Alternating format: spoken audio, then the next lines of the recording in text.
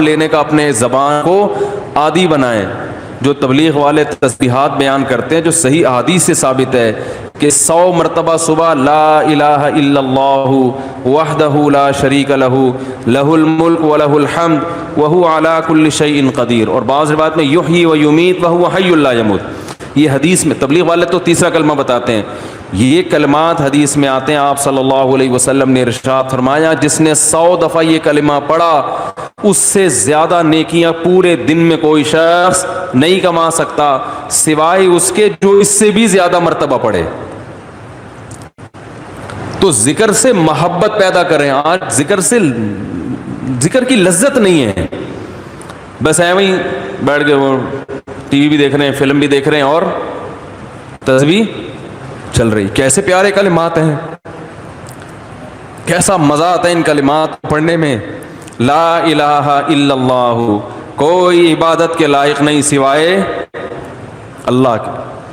کتنا اللہ تعالیٰ خوش ہوتا ہے کہ جب ساری دنیا مجھے بھول گئی ہے, ہر وقت دولت کی باتیں, پیسے کی باتیں, مکان کی باتیں, پلاٹ کی باتیں, اس سے اتنے پیسے لینے, اس کو اتنے پیسے دینے, وہ کاروبار بند ہو گیا, اس کو کھولنا ہے, یہ کرنا ہے, وہ کرنا ہے, ہر وقت 24 گھنٹے. جس نے پیدا کیا, جس کے پاس لوٹ کر جانا ہے, سب چیزیں چھوڑنی ہے یہاں پہ, یہ بیوی بچے بھی چھوڑنے ہیں, یہی قبر میں اتاریں گے.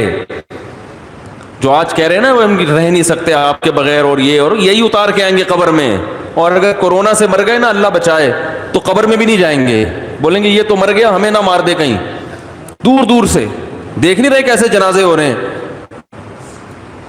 یہ تو انسان کی محبت ہے, یہ تو اوقات ہے انسان کی. تو جس کے پاس لوٹ کر جانا ہے اور جس نے بنایا ہے, هو اعلم بكم اذ انتم اجنة في بطون امهاتكم, اللہ فرماتے ہیں جب تم ماں کے پیٹ میں تیار ہو رہے تھے نا, وہ رب تمہیں اس وقت سے جانتا ہے. اس وقت تو والدین بھی انسان کو نہیں جانتے. کتنا قریبی تعلق, ہر ایک کا تذکرہ زبان سے کرے گا, نہیں کرے گا جو سب سے زیادہ قریب ہے اس کا تذکرہ نہیں کرے گا. اور اگر اللہ کا ذکر کرے گا بھی تو کسی نے کوئی وظیفہ بتایا ہوگا جن بھگانے کے لیے, دکان کھلوانے کے لیے, کاروبار کھلوانے کے لیے, بچے کی شادی نہیں ہو رہی, اپنی نہیں ہو رہی ہے تو پچھتا رہا ہے اس کو بھگانے کے لیے, ہو گئی ہے تو بچے نہیں پیدا ہو رہے, ہو گئے تو وہ چترول لگا رہے ہیں ان کو سیدھا کرنے کے لیے, اللہ کو خوش کرنے کے لیے, اللہ کی محبت میں اللہ کا نام لذت سے لینے کے لیے کہ مجھے بس اس سے محبت ہے, اس کا نام لینے میں مجھے مزہ آتا ہے. اس نیت سے ذکر کرنے والے مارکیٹ میں بہت شارٹ ملیں گے آپ کو, بہت کم لوگ ملیں گے. کوئی بیٹھا ہو نا صبح اللہ اللہ کر رہا ہو, کیوں کر رہے ہو, وہ جی فلاں پیر صاحب نے بتایا تھا, وہ فلاں پیر صاحب نے کہا تھا یہ کرو گے تو یہ والا کام ہو جائے گا. او بھائی اللہ نے پیدا کیا ہے, جیسے دنیا کا تذکرہ کرتے ہو بغیر ضرورت کے کرتے ہو نا. خواتین جب آپس میں ملتی ہیں ایک دوسرے کا لباس دیکھتی ہیں, بہن کہاں سے خریدا, کتنے کا خریدا, ضرورت ہوتی ہے, حالانکہ جیب میں ایک پیسہ بھی نہیں ہوتا خریدنے کا. لیکن محبت جس چیز سے ہوتی ہے اس کا تذکرہ کرنے میں انسان کو, بولو نا بھائی, مزہ آتا ہے. مرد جب آپس میں بیٹھتے ہیں تنخواہ پوچھ رہے ہوتے ہیں, کیسا چل رہا ہے بزنس, کیا ہو رہا ہے, کتنا پروفٹ ہوا. جس چیز سے محبت ہے انسان کو اس کا نام لینے میں مزہ آتا ہے. تو یہ مزہ اللہ کا نام لینے میں بھی پیدا کر لیا جائے اپنے دل میں, تو وہی کیفیت ہوگی کہ دم رکا سمجھو اگر دم بھر بھی یہ ساغر رکا. میرا دور زندگی ہے یہ جو دور جام ہے. حضرت فرمایا کرتے تھے, ہمارے حضرت جب بیان کرتے نا اور اللہ کی محبت میں کبھی کوئی شعر سنا دیا تو پورا موضوع ان کا چینج ہو جاتا تھا. جیسے میں شادیوں پہ آتا ہوں نا اگر, تو پورا موضوع میرا کیا ہو جاتا ہے, ارے جہنم کی بات چل رہی ہو, وہاں کی ہولناکیاں چل رہی ہوں, سانپ بچھو, اور کسی نے شادی کی بات کر لی تو ہمارا پورا ٹاپک چینج ہو جاتا ہے نا. تو ہمارے حضرت کا جب بیان ہوتا تھا کہیں سے اللہ کی محبت کا کوئی تذکرہ آ گیا, اللہ کی نعمتوں کا, پورا بیان چینج. اور پھر حضرت فرماتے تھے کہ کچھ نہ, پھر یہ شعر پڑھتے تھے, کچھ نہ رستے کا پتہ ہم کو نہ منزل کی خبر, کچھ نہ رستے کا پتہ ہم کو نہ منزل کی خبر, جا رہے ہیں جس طرف ہم کو لیے جاتا ہے دل. یعنی ہمیں نہیں پتا اب ہم نے کہاں جانا ہے, اب تو ہمیں دل لے کے جدھر جا رہے ہیں ہم وہاں چل رہے ہیں, دل گھسیٹ رہے ہیں. تو اللہ کی محبت میں یہ حال کہ اب دل جہاں لے کے جائے گا وہاں, تو دل تو یہی کہہ رہا تھا بس اللہ کا تذکرہ کرو بیٹھ کے. تو اسی طرح یاد رکھیں یہ جو اہل اللہ جو دعا مانگتے ہیں یہ دنیا داروں کی عادت ہوتی ہے. دعا مانگ رہے ہیں قبول نہیں ہو رہی, ہم تو کام ہی نہیں بن رہا, 20 سال سے شادی کر رہے ہیں شادی نہیں ہو رہی, 20 سال سے کاروبار کی دعا مانگ رہے ہیں, کاروبار نہیں مل رہا, 25 سال سے یہ دعا مانگ رہے ہیں, یہ نہیں ہو رہی. یہ دنیا داروں کی عادت ہے. اہل اللہ کہتے ہیں دعا مانگنے کی توفیق مل رہی ہے, بس اس سے بڑی کوئی نعمت نہیں ہے, کچھ نہ ملے ہمیں. حضرت عمر رضی اللہ تعالیٰ عنہ کا قول ہے نا کہ مجھے اس سے غرض نہیں ہے کہ میری دعائیں قبول ہو رہی ہیں کہ نہیں ہو رہی ہیں, مجھے اس کی فکر ہوتی ہے کہ دعا مانگنے کی توفیق مل رہی ہے کہ نہیں مل رہی. اگر اللہ اپنے سامنے ہاتھ اٹھا کر دعا مانگنے کی توفیق دے رہا ہے کہ اتنی بڑی نعمت ہے کہ اس نعمت کے بعد مزید ہمیں کچھ نہیں چاہیے. بھائی اللہ توفیق دے میرے سامنے ہاتھ اٹھا کے مانگو, تو یہ ہر ایک کو تھوڑی ملتی ہے توفیق. آج دنیا میں دعائیں مانگنے والے سب سے کم ہیں, سب سے کم. ایک تو مانگتے نہیں, اوپر سے مانگتے ہیں تو ایسے بد دلی کے ساتھ کہ وہ دل ہی نہیں لگ رہا ہوتا ان کا, اور پھر 2-4 دفعہ مانگے بولے قبول, جا کے دیکھیں قبول ہوئی ہے کہ نہیں ہوئی ہے. رزق مانگے کہ اللہ مجھے اس کے حلال کشاد عطا فرما, اس کے بعد بٹوہ نکال کے چیک کر رہے ہوں یار کچھ بھی نہیں آیا, ویسے کہ ویسے ہی ہے. کاروبار لاک ڈاؤن کی وجہ سے ٹھپ ہوا ہوا ہے, بزنس کا بیڑا غرق ہوا ہوا ہے. تو بھائی جو اہل اللہ ہیں وہ کہتے ہیں دیکھو جتنا تعلق دعا کے وقت انسان کا اللہ کے ساتھ ہوتا ہے نا, اتنا کسی اور چیز میں نہیں ہوتا. براہ راست اللہ سے اپنی زبان میں مانگ رہا ہے. بھائی ذکر میں تو کم از کم اتنا ہوتا ہے کہ ترجمہ نہیں آتا تو پتہ ہی نہیں ہوتا کیا پڑھ رہا ہوں میں, لیکن جب دعا مانگ رہا ہوتا ہے تو براہ راست اللہ سے تعلق, یہ تو بہت گہرا تعلق ہے. تو دعاؤں میں جان ختم, دعاؤں میں لذت بولو نا بھائی ختم.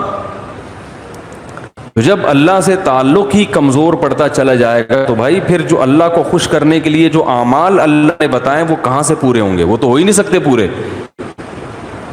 تو اس لیے ذکر اللہ کو ہلکا نہیں سمجھنا چاہیے. میں وہ ترجمہ بتا رہا تھا کہ چوتھے کلمے کا لا الہ الا اللہ, کوئی عبادت کے لائق نہیں سوائے اس اللہ کے. لہ الملک, اسی کے لیے بادشاہی ہے. ولہ الحمد, تعریف صرف اسی کے لیے. یہ جو کہتے ہیں فلاں بھی اچھا, فلاں پیسہ اچھا, فلاں کی گاڑی اچھی, فلاں کی بلڈنگ اچھی, فلاں کا پلاٹ اچھا, بحریہ ٹاؤن کا مکان اچھا, اسلام آباد کی رہائش اچھی, تو لہ الحمد, اے اللہ تعریف کے قابل صرف کون ہے تو, باقی سب مٹی فنا ہونے والی چیزیں. او بھائی بحریہ ٹاؤن کا جو مالک ہے کل وہ بھی قبر میں اترے گا. ہم اور آپ کس کھیت کی مولی ہیں؟ 2-4 بنگلے بن گئے بحریہ ٹاؤن میں, 8-10 پلاٹ ہو گئے, وہ آدمی تمیز سے بات کرنا ہی چھوڑ دیتا ہے. بات میں بتا رہا ہوں, بحریہ ٹاؤن میں رشتہ لینے بھیجے گا, بحریہ ٹاؤن میں پلاٹ, تو رشتہ لینے بھیجنے کی پھر ضرورت نیٹ پہ ڈال دے, ٹھیک ہے نا, ایسا ہی ہے نا. رشتے خود آئیں گے, دھکے دے دے کے آئیں گے, ہٹو بھائی. آپ کے لیے وہ جو لوگ مجھے کہہ رہے تھے رشتہ تلاش کر رہے ہیں مل نہیں رہا, میں کہہ رہا ہوں تمہاری جیب میں کچھ ہے ہی نہیں تو رشتہ کہاں ملے گا. کہہ رہے ہیں استخارہ بھی نکال لیا پھر بھی نہیں مل رہا. استخارہ نہیں نکالو, پیسے نکالو, پیسے نکالو گے تو رشتہ ملے گا. اور اگر پیسے نہیں ہیں تو پیغام بھیجو, صبر کرو, اگر کوئی قبول کرے ٹھیک ہے, نہیں کرے تو صبر کرو. دنیا مسافر خانہ ہے بھائی, 4 شادیاں کرنی ہیں, لیکن جو جس چیز کی چاہت ہے ضروری تھوڑی کہ وہ پوری بھی ہو جائیں. کوشش کرنے کا میں مشورہ دیتا ہوں. شادی ہو بھی جائے گی اس کی کوئی گارنٹی نہیں ہے, اور ہو کے نبھا بھی پائیں گے اس کی بھی کوئی گارنٹی نہیں ہے. اب لیلۃ القدر میں شادی پھر شروع ہو گئی, تو مسائل یہی چل رہے ہیں نا. تو اللہ نے اللہ کا کیا فرمایا کہ لہ الملک ولہ الحمد, اے اللہ تیرے لیے ہی بادشاہی اور اسی کے لیے حمد. یحیی و یمیت, اتنا زبردست قدرت والا کہ جس کو چاہتا ہے زندگی دیتا ہے اور جس کو چاہتا ہے مار دیتا ہے. حیات بھی ہماری مرضی سے نہیں, پانی میں انسان بنا کے ماں کے پیٹ سے باہر نکال دیتا ہے. یہ زندگی ہے, ہم اپنی مرضی سے بنے ہیں. اور ایسے تصرف جانے کا ارادہ ہوگا نہیں لیکن اللہ لے جائے گا. کیسی ایڑیاں رگڑو, یہ جتنے لوگ دنیا سے گئے ہیں یہ اپنی مرضی سے تھوڑی ہیں. کیسے بڑے بڑے وڈیرے ہوتے ہیں, کیسے بڑے بڑے پاورفل طاقتور لوگ ہوتے ہیں, دنیا ان کے اشاروں پہ چلتی ہے, لیکن جب جانے کا وقت آتا ہے پوری ایڑی چوٹی کا زور لگا لیتے ہیں, مگر موت اپنے شکنجے گاڑ لیتی ہے, چھوڑتی نہیں ہے نا موت. کیسا پٹختی ہے موت. اب یہ جو کرونا وائرس سے اتنے لوگ مر گئے, کسی کو پتا تھا کہ مریں گے؟ ان کو اندازہ تھا پہلے سے؟ تو یحیی و یمیت, انسان اللہ کی تعریف میں یہ کلمات کہتے ہیں, اللہ وہی ہے حیات دیتا ہے اور وہی زندگی دیتا ہے. وَهُوَ حَيٌّ لَا يَمُوتُ, وہ زندہ ہے, اس پر کبھی موت نہیں آئے گی. وَهُوَ عَلَى كُلِّ شَيْءٍ قَدِيرٌ, اور وہ ہر چیز پر قدرت رکھتا ہے. تو یہ کلمات 100 دفعہ ترجمہ سوچ کے, مفہوم سوچ کے, صرف اللہ کو خوش کرنے کے لیے, اس نیت سے کہ اللہ کی محبت کی چنگاری ہمارے دل میں پیدا ہو جائے. تو ارادہ کرتے ہو کہ نہیں کرتے بھائی؟ زندگی بھر معمول بناؤ, 100 دفعہ صبح, 100 دفعہ شام. شیطان کیا کرے گا کہ جب آپ بیٹھو گے تو دل نہیں لگے گا آپ کا. کہو گے مفتی صاحب نے تو کہا تھا دم رکا سمجھو اگر دم بھر بھی ہے ساغر رکا. ذکر اللہ کی تو ایسی لذت ہے کہ 1 منٹ کے لیے زبان رک گئی تو ہمارا دم گھٹ گیا. ہمارا تو پڑھنے میں دم گھٹ رہا ہے.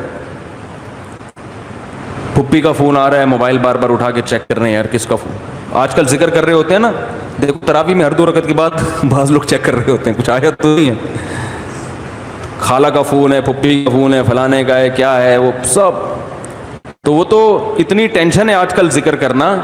آپ کہیں گے مفتی صاحب نے فون کیا, مفتی صاحب نے بیان کیا تھا کہ دم رکا سمجھو اگر دم بھر بھی یہ ساغر رکا, تو آپ کا دل نہیں لگے گا. تو چھوڑنا نہیں ہے, دل لگے یا نہ لگے, تھوڑے دنوں کے بعد اس کی لذت دیکھو, ٹیسٹ گین کرنا پڑتا ہے نا.